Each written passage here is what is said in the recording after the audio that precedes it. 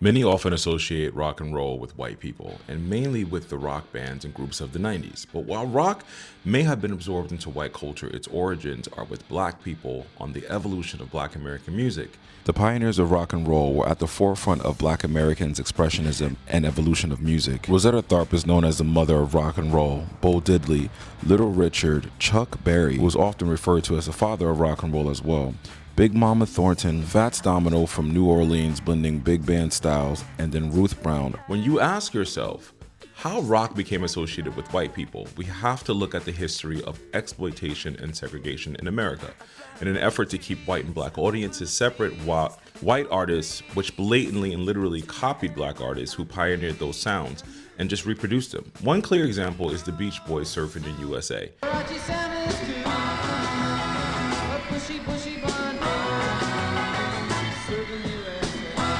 That was copied from Chuck Berry's Little Sweet 16, a rock and roll song. Watch her look at her run, boy. Oh, mommy, leave me, I go. The Beach Boys wouldn't be the first, and most certainly would not be the last.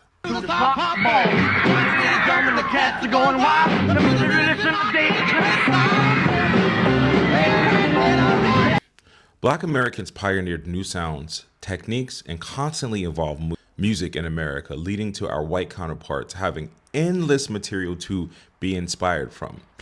Sister Rosetta Tharpe was one of the first guitar heroines of rock and roll.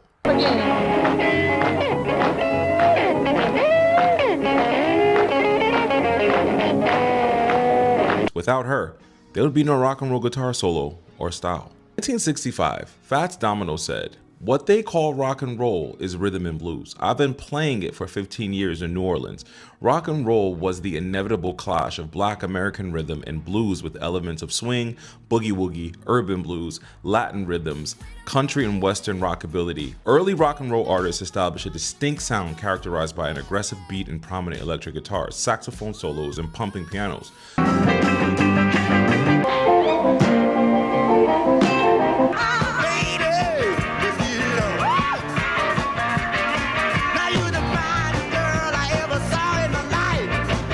To be young in the mid-50s to early 60s and not be a rock and roll fan was to be square."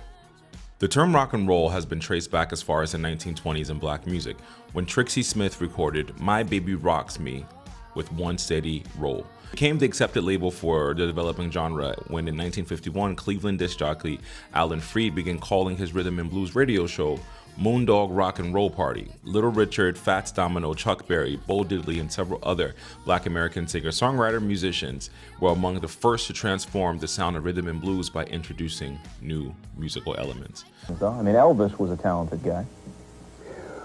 Well, Elvis did. He caused a lot of the populace, if you want, and usually when people say populace, they usually mean white people, to start listening to a lot of music that normally they wouldn't have been listening to.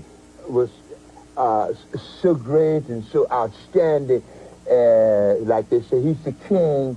I got in trouble because one guy asked me this question, and I said, "The king of what?" And he got... Widely considered to be the first rock and roll record, the 1951 song Rocket 88, recorded by Ike Turner's band, Delta Cats, features many of the hallmarks of rock and roll style: quick upbeat tempo, propulsive rhythm, distorted guitar, honking saxophone solo. 4 years later, a critical mass of artists elaborated the rock and roll sound, like Little Richard. All right, now in the night, she bought me little Joe.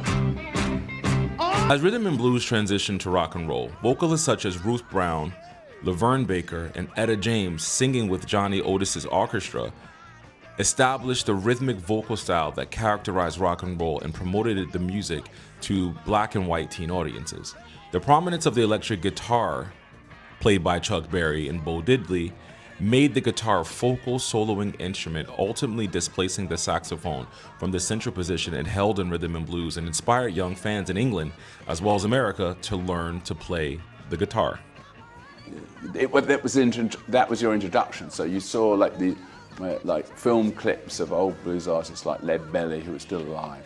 You got visitors that came repeatedly, like Sonny Terry, Brownie McGhee. Is that how you found? Yeah, I think Sonny Terry and Brownie McGhee was the first blues people I saw when I was really young on TV. Big Bull Brunsey was another one. And what did you think when you saw him? Well, I thought it was different, you know. The rhythm and blues and rock and roll songs black artists influenced their white counterparts. Several established and/or advanced their careers in rock and roll by covering the recording as a black artist, synthesizing the same rhythm and blues elements that their black counterparts had updated, and adding elements of country and western music into the mix. These artists include Bill Haley and his Comets, Elvis Presley, Buddy Holly, Jerry Lee Lewis, Carl Perkins, and the Everly Brothers. By the mid to late 60s, British artists such as the Beatles, Rolling Stones, and The Who, the Yardbirds, and the Animals had begun to cover and interpret black rock and roll and urban blues from the previous 25 years. Their hybrid productions introduced to Americans through British invasion, launched with the arrival of the Beatles in the US in 1964, ultimately evolved into what became known as rock music. At the same time, black artists such as Sly and the Family Stone, Buddy Miles, Jimi Hendrix, created unique rock sound by fusing elements from rhythm and blues, gospel, funk, and soul with guitar-driven grooves and innovative technologies. So when people ask you, was rock and roll created by black Americans, the simple answer is a resounding yes. As with most things, our creativity has been copied, reproduced, repackaged, and sold back to us, but the origins of the music and the soul it possesses can never be replicated. Happy Black History Month.